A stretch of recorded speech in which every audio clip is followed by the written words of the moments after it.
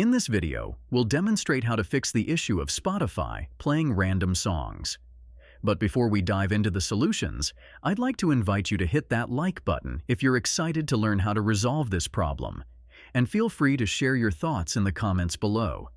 Your feedback helps us create better content for you. Now, let's get right into this guide.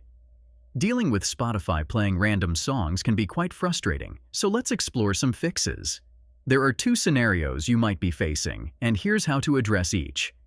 If you find that Spotify is shuffling songs within your playlist randomly, and you prefer it to play in the order you've added them, you need to disable Shuffle Play. Locate the Shuffle Play icon. It's usually two arrows crossing over each other. Make sure it's grayed out, indicating it's turned off. You can find this icon in the middle of the music player or on the left-hand side.